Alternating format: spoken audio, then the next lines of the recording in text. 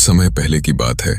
इस पृथ्वी पर एक धर्मनिष्ठ और सत्यवादी राजा थे जिनका नाम मनु था।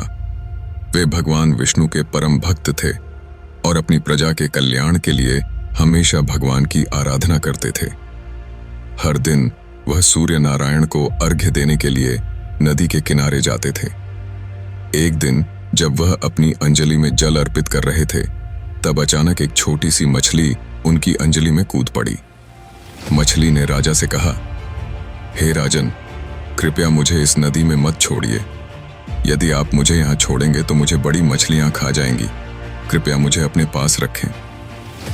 राजा मनु ने अपनी धर्मनिष्ठता का पालन करते हुए उस मछली को अपने कमंडल में रख लिया। घर लौटते वक्त मछली ने बहुत तेजी से बढ़ना शुरू कर दिया। पहले तो वह कमंडल में समाई, लेकिन जल्द ही वह उसमें नहीं समा पाई। राजा ने उसे एक बड़े पात्र में रखा, पर वह वहां भी छोटी पड़ने लगी। यह देखकर राजा समझ गए कि यह कोई साधारण मछली नहीं है, बल्कि कोई देवता है। राजा ने मछली से निवेदन किया, हे दिव्य मछली, कृपया अपने असली रूप में प्रकट हो और मुझे बताएं कि आप कौन हैं। तभी वह मछली अद्भुत आभा से प्रकट हुई और भगवान विष्णु के रूप में दिखने लगी। भगवान विष्णु ने अपनी दिव्य आवाज में कहा, हे राजन, तुम्हारा धर्म बहुत महान है, लेकिन अब तुम्हें एक बड़ा कार्य करना होगा। 7 दिनों बाद इस पृथ्वी पर जल प्रलय आएगी। संपूर्ण पृथ्वी जलमग्न हो जाएगी। तुम्हें एक विशाल नाव का निर्माण करना होगा, जिसमें तुम सप्त ऋषियों, सभी पशु पक्षियों के जोड़ों और विभिन्न प्रकार के बीजों को सहेज कर रखना होगा। राजा मनु ने भगवान के आदेश का पालन किया और एक विशाल नाव का निर्माण करवाया। वह नाव सभी बीजों, प्राणियों और सप्त ऋषियों से भरी हुई थी। जल प्रलय का दिन आ गया। चारों ओर केवल पानी ही पानी दिखाई देने लगा। राजा मनु और सप्त ऋषि नाव में सवार हो गए, लेकिन राजा का मन बहुत घबराया हुआ था। वह सोच रहे थे, क्या हम सच में इस प्रलय से बच पाएंगे? तभी, जैसे भगवान ने कहा था, एक विशाल मछली नाव के पास आई, जिसका आकार विशाल और बहुत अद्भुत था। उसके सिर पर एक विशाल सींग था।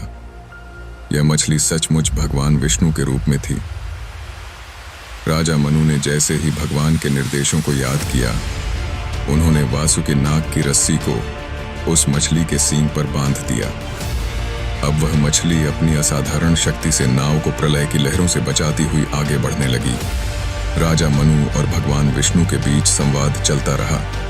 राजा ने भगवान से पूछा, हे भगवान, यह प्रलय क्यों आ रही है?